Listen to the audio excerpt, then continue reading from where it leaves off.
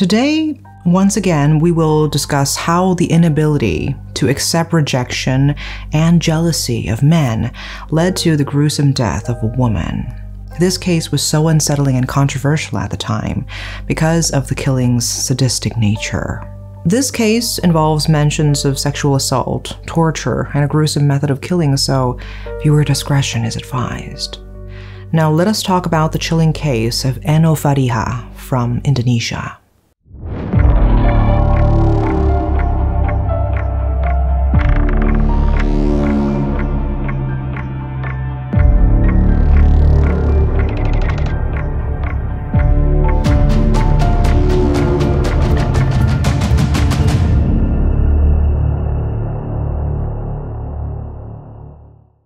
It was Thursday, June 6, 2016 in the afternoon.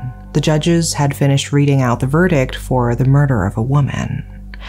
However, people were enraged at the verdict and yelled profanities at the defendant's lawyer. Many raised their voices, telling everyone to get ready, as they were going to attack and bring justice themselves upon this man. The riot continued outside as they saw the prison car they assumed the man they despised was in. People gathered around the car, throwing rocks and banging on the sides, demanding he get out. They didn't care about the police chasing them around. They wanted the harshest justice for the man they deemed a monster. So what exactly happened, and who is this man in question? Let's start from the very beginning. Our story begins with a woman named Eno Farihah. She was born on October 6, 1997 in Lebak Wangi, West Java. She was not the first child of her parents. She grew up with 2 older siblings and 4 younger ones. Not much is known about her childhood, except that she loved her family and was very hardworking, as she started working at a factory at only 18. Her parents said she only wanted some pocket money and to send some money to them when she decided to take the job at Polita Global Mandiri Company. Eno, who was 18 at the time, was dating a younger boy named Rahmat Alim, who was 16. It might seem strange to many of us to see an 18-year-old or older person dating someone younger, but in Indonesia, it's not really that uncommon. However, there are articles that show how her parents denied that their dutiful daughter was dating a high schooler. It's murky, but as far as we know, this is the scenario that was presented to the public. Either way, the story goes that her parents didn't want to acknowledge Eno and Rahmat Alim's relationship. They wanted the best for their daughter, as many parents do. They thought of arranging a marriage between Eno and someone more mature and responsible. Eno was said to have agreed to this idea, but this isn't clear. The parents later also denied in one article that they arranged any marriage. Still, this is what was presented for the public's knowledge after the investigation. Hearing about the arranged marriage and Eno's willingness to be a good daughter for her parents, Rahmat Alim was quite heartbroken. The two agreed that their relationship must come to an end. Rahmat Alim then asked if he could see her one last time, just to say goodbye. Eno, also affected by this heartbreak, agreed to the request. They promised to meet in Eno's dorm at night after she was done with work. The day was set for May 12, 2016. But this was an all-women dorm. Men couldn't go in and out freely, and women weren't allowed to bring men over, let alone let them stay. So Rahmat Alim told Eno to open the door for him. Eno agreed to open the back door for him on the settled night. The time for the meeting came. Eno informed Rahmat Alim that the back door had been opened and that he could come in. It was around 11 p.m. at the time, and most people were resting from a tiring day. Rahmat Alim, in his confession, said that he had just finished playing a PlayStation game and made his way to the dorm, entering without anybody noticing. He found that Eno's room wasn't locked either, so he stepped inside and Eno welcomed him warmly. Inside Eno's room, the two started talking. It's not public knowledge what they discussed, perhaps more about life and the breakup. They cuddled and soon things escalated with kisses. At that point, Rahmat Alim tried to convince Eno to have sex with him as a parting gift. However, Eno repeatedly rejected his advances because she wanted to save herself for her future husband and because she was worried about the possibility of getting pregnant. Hearing Eno's constant refusals, Ramat Alim became angry. He stormed out of the room and made his way to the side of the road where he took out his cigarettes. As he was smoking his second cigarette, he was approached by two men, Ramat Afirin and Imam Hapriyadi. He welcomed the two older men who joined him for a smoke. And while smoking, they struck up a conversation quite easily, and soon the discussion focused on Ramat Alim's annoyance. As Ramat Alim confided in the two men about his problems, the two men were surprised to find out that his girlfriend was Eno Farihah. Why? It turned out that both Ramat Afirin and Imam had a crush on Eno, but had been turned down by her. They started to cloud the teenager's mind, corrupting it to make him do something drastic. The two men said, "Just assault her, she won't be your girlfriend anymore anyway." And soon enough, the three men found themselves at the female-only dorm, right in front of Eno Farihah's room. When they entered the room, which was unlocked, they found Eno sleeping soundly. All their anger, hatred, and lust had corrupted their minds, and this is where their horrible act began. Ramat Afirin held down Eno's legs, while Imam started smothering the struggling woman until she passed out.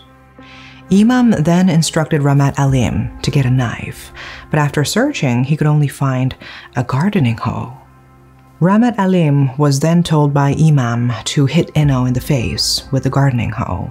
It's unclear what went through the young boy's mind as he followed the instruction and struck her with the metal part of the hoe. Seeing blood, Ramat Alim retreated outside the room because he felt squeamish, but he soon returned to join the two men, sexually assaulting the dying Eno.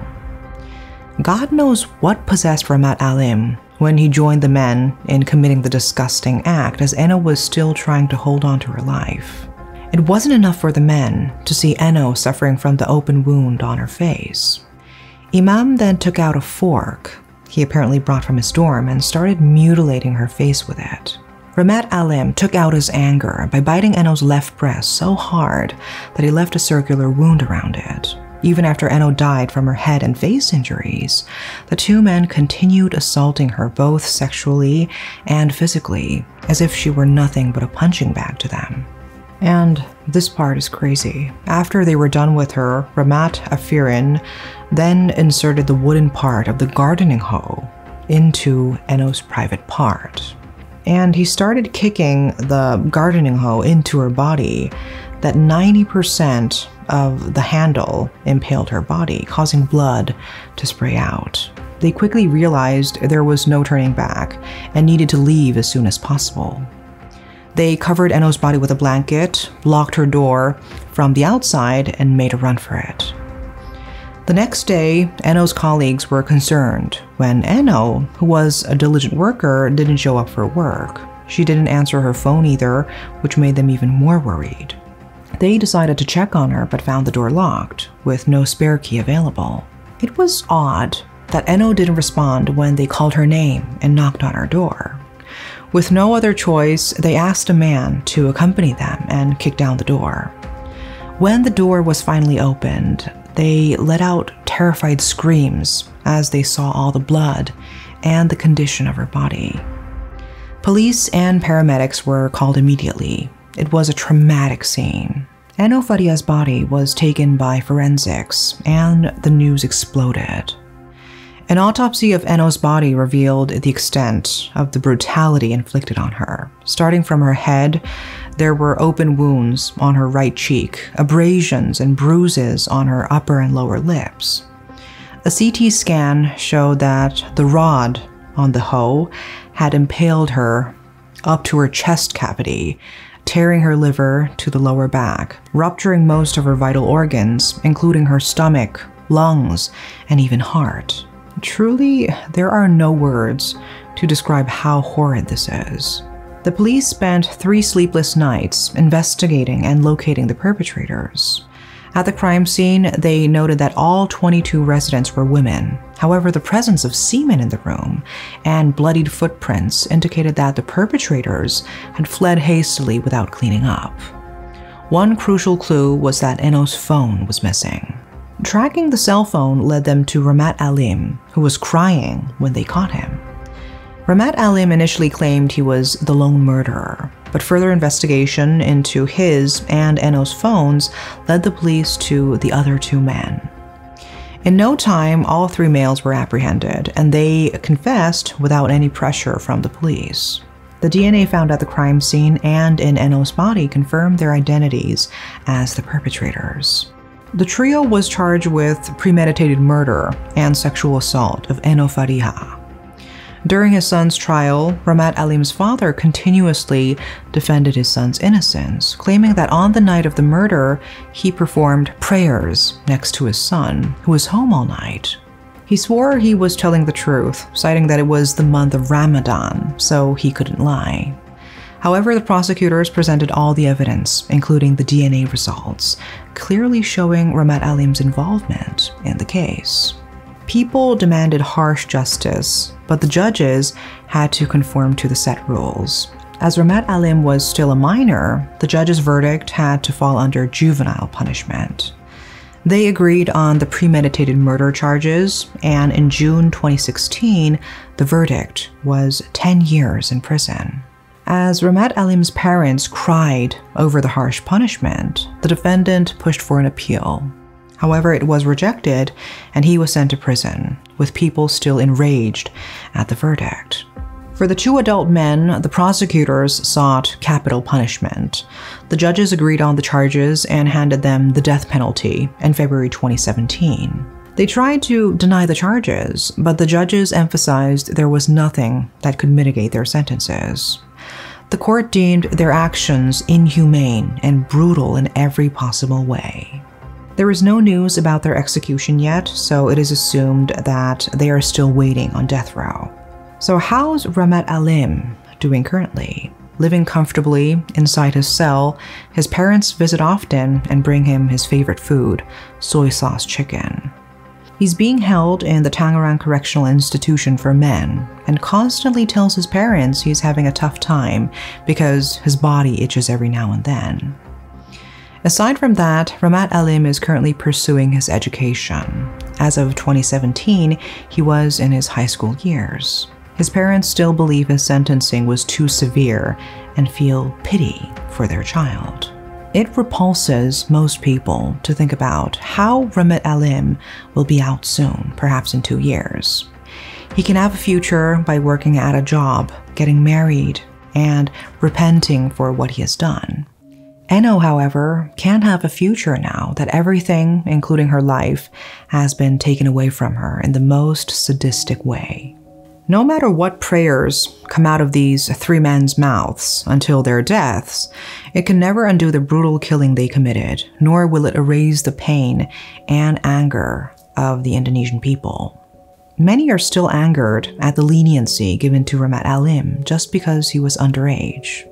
The crime he committed was so brutal that it could have been tried as an adult case.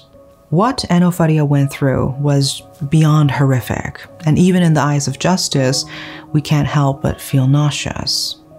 Our hearts go out to Eno Farihah's family and friends during this incredibly difficult time. No words can truly express the pain and sorrow brought by this tragic loss. May Eno's memory be a blessing and a reminder of the importance of justice and humanity. That is all for today. Thank you for watching.